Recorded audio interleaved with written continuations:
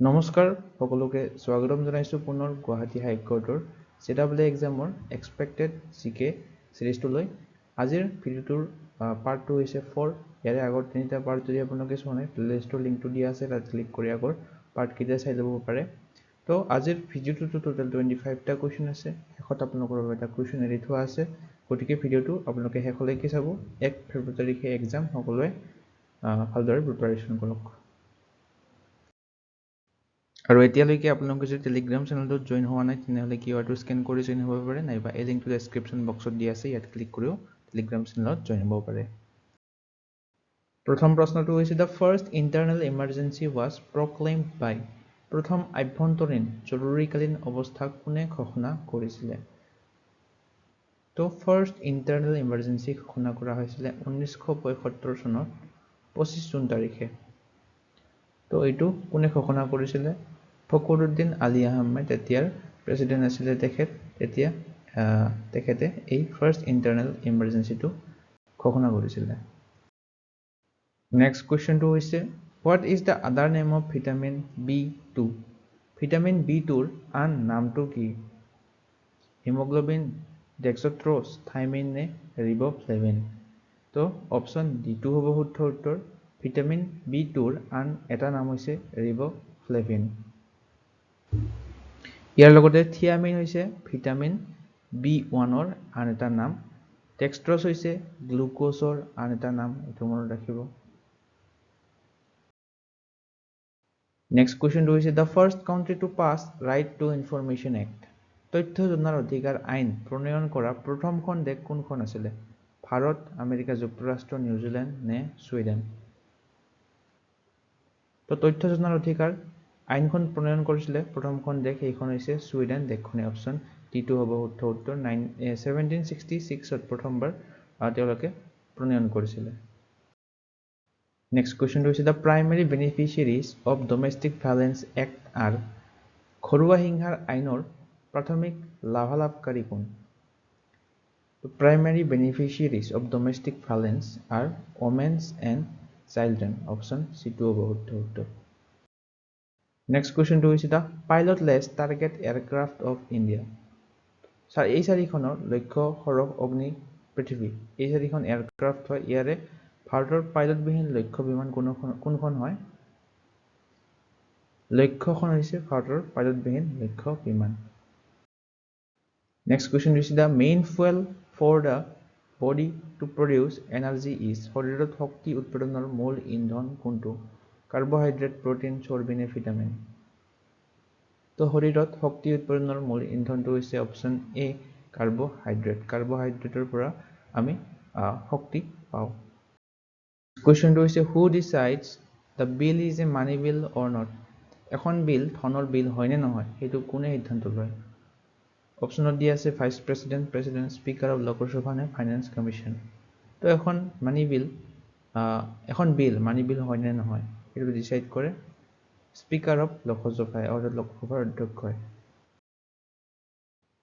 Next কোৱেশ্চনটো হৈছে the vitamin which cannot be obtained from any vegetables is তলৰ কোনটো ভিটামিন কোনো শাক পাচলিৰ পৰা পোৱা নাযায় তো ইয়াৰে অপচন D2 হ'ব শুদ্ধ উত্তৰ ভিটামিন B12 ভিটামিন B12 টো প্ৰধানকৈ কণী মাছ মাংস আদিৰ পৰা পোৱা যায় ভিটামিন D2 শাক পাচলিৰ পৰা পোৱা নাযায় ভিটামিন D2 প্ৰধানকৈ সূৰ্যৰ ৰশ্মিৰ পৰা পোৱা যায় লগতে কিছুমান মাছ মাংসটো পোৱা যায় ভিটামিন D2 বাকি ভিটামিন C2 শাক পাচলিৰ পৰা পোৱা যায় ভিটামিন A2 পোৱা যায় নেক্সট কোৱেশ্চনটো হৈছে the part 4 of Indian constitution deals with ভাৰতীয় সংবিধানৰ চতুৰ্থ অংশই কিহৰ সৈতে জড়িত চাৰিটা দিয়া আছে অপচন তো পাৰ্ট 4 টো ভাৰতীয় সংবিধানৰ ডাইৰেক্টিভ প্ৰিন্সিপল অফ ষ্টেট পলিচিছৰ লগত জড়িত অৰ্থাৎ ৰাষ্ট্ৰীয় নীতিৰ নিৰ্দেশক তত্ত্ববিলাক এই পাৰ্ট 4 ত আছে আৰ্টিকেল 36 ৰ পৰা 51 লৈকে আছে এইবিলাক নেক্সট কোৱেশ্চন হৈছে the planned economy of India is a book written by planned economy of India নামৰ এই কিতাপখন কোনে লিখিছে অপচন B2 হ'ব শুদ্ধ উত্তৰ M বিশ্বেশ্বৰাইয়া অৰ্থাৎ M বিশ্বেশ্বৰাইয়াই এই প্লেন্ড ইকনমি অফ ইণ্ডিয়া নামৰ কিতাপখন লিখিছিলে। নেক্সট কুৱেশ্যনটো হৈছে the state chief information commissioner or a state information commissioner shall be removed by. ৰাজ্যিক মুখ্য তথ্য আয়ুক্ত বা ৰাজ্যিক তথ্য আয়ুক্তক কোনে অপসাৰণ কৰিব পাৰে? তো 4টা অপশ্যন দিয়া আছে। ইয়াৰে অপশ্যন C2 হ'ব শুদ্ধ উত্তৰ। Governor on the report of high court, অৰ্থাৎ উচ্চতম ন্যায়ালয়ৰ প্ৰতিবেদনৰ ভিত্তিত ৰাজ্যপালে এই ৰাজ্যিক মুখ্য তথ্য আয়ুক্তক অপসাৰণ কৰিব পাৰে। নেক্সট কুৱেশ্যনটো হৈছে the eastern most point of India is. ভাৰতৰ পূবতম বিন্দুটো হৈছে, অৰ্থাৎ আটাইতকৈ পূবত থকা ঠাইখনৰ নাম আমাক ক'বলৈ দিছে। ইয়াৰে অপশ্যন B2 হ'ব শুদ্ধ উত্তৰ। কিবিথু, ভাৰতৰ আটাইতকৈ পূবত থকা ঠাইখন হৈছে কিবিথু, আৰু এই ঠাইখন অৰুণাচল প্ৰদেশ ৰাজ্যখনত অৱস্থিত। এইটো মনত ৰাখিব। ইষ্টাৰ্ণ মষ্ট এইখন হৈছে আটাইতকৈ পূবত থকা ঠাই কিবিথুখন, আৰু আটাইতকৈ ৱেষ্ট অৰ্থাৎ আটাইতকৈ পশ্চিমত থকা ঠাইখন হৈছে গহৰমতি, যিখন গুজৰাটত অৱস্থিত। এইটো মনত ৰাখিব। আটাইতকৈ নৰ্থ বা উত্তৰত থকা ঠাইখন হৈছে ইন্দ্ৰা কল, যিখন চিয়াচিন লাডাখত অৱস্থিত, আৰু চাউথত থকা আটাইতকৈ দক্ষিণত থকা ঠাইখন হৈছে কন্যাকুমাৰী, যিখন তামিলনাডু ৰাজ্যখনত অৱস্থিত। নেক্সট কুৱেশ্যনটো হৈছে ক্ৰম'জম কনচিষ্ট অফ। ক্ৰম'জম কিহেৰে গঠিত? DNA আৰু লিপিড, নে RNA এমিনো এচিড, নে RNA চুগাৰ, নে DNA আৰু প্ৰটিন? তো ক্ৰম'জমবিলাক DNA আৰু প্ৰটিনৰে গঠিত। নেক্সট কুৱেশ্যনটো হৈছে what is the maximum punishment for sending offensive messages through communication service etcetera. যোগাযোগ সেৱা আদিৰ জৰিয়তে আপত্তিজনক মেছেজ যদি প্ৰেৰণ কৰে কোনোবাই, তেনে সৰ্বোচ্চ শাস্তি কি পাব তেওঁ? তো তেখেতে 3 বছৰৰ কাৰাদণ্ড বিহিব লাগিব আৰু জৰিমনা বিহিব লাগিব। নেক্সট কুৱেশ্যনটো হৈছে which of the following is not a network. তলৰ কোনটো এটা নেটৱৰ্ক নহয়? LAN, WN, DWAN নে গোটেইকেইটা?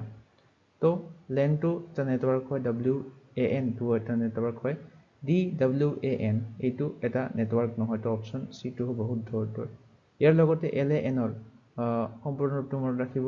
লোকেল এৰিয়া নেটৱৰ্ক, এইটো LAN-ৰ সম্পূৰ্ণ ৰূপ। ৱাইড এৰিয়া নেটৱৰ্ক হৈছে WAN-ৰ সম্পূৰ্ণ ৰূপ। নেক্সট কুৱেশ্যনটো হৈছে the blue colour of the sky is due to. আকাশৰ ৰং নীলা কিহৰ বাবে হয়? তো অপশ্যন D2 হ'ব শুদ্ধ উত্তৰ। স্কেটাৰিং অফ লাইট, অৰ্থাৎ আকাশৰ ৰং নীলা কিহৰ বাবে হয়? পোহৰৰ বিক্ষিপ্ততাৰ বাবে হয়। নেক্সট কুৱেশ্যনটো হৈছে the chairman of human right commission is appointed by. ৰাষ্ট্ৰীয় মানৱ অধিকাৰ আয়োগৰ অধ্যক্ষক কোনে নিযুক্তি দিয়ে?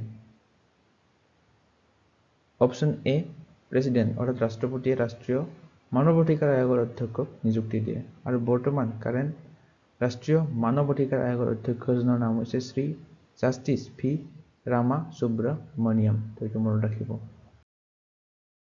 নেক্সট কুৱেশ্যনটো হৈছে এটা computer related question. A computer which links several PCs together in a network.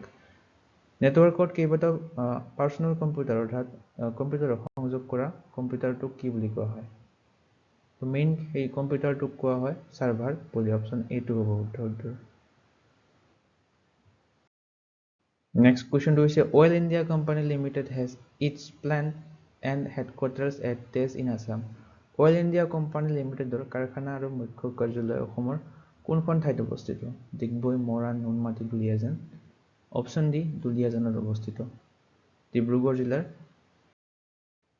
Next কুৱেশ্যনটো হৈছে in MS word, Microsoft word shortcut key to replace text is. অৰ্থাৎ ৰিপ্লেচ কৰিবলৈ কোনটো শ্বৰ্টকাট ইউজ কৰা হয়? Ctrl+H ইউজ কৰা হয়। নেক্সট কুৱেশ্যনটো হৈছে 1 byte is equal to how many bits. 1 byte কিমান বিটৰ সমান? 8 বিটৰ সমান। তো এই লিষ্টখন মনত ৰাখিব। 1 নিবল বুলি ক'লে 4 বিট হয়, 2 নিবল বুলি ক'লে হ'ব 1 বাইট, 1 বাইটে হয় 8 বিট, এইটো যিটো আমি পঢ়িলোঁ। 1 কিলোবাইট মানে 1024 বাইট, 1 মেগাবাইট বা 1 MB মানে হৈছে 1024 KB তো এইবিলাক আপোনালোকে চাই ল'ব বাকি কেইটা নেক্সট কুৱেশ্যনটো হৈছে which function key is use to check spellings in MS Word document তো মাইক্ৰ'ছফ্ট ৱাৰ্ড ডকুমেণ্ট এটাত স্পেলিং চেক কৰিবলৈ শ্বৰ্টকাট ইউজ কৰা হয় F7 এই কীটো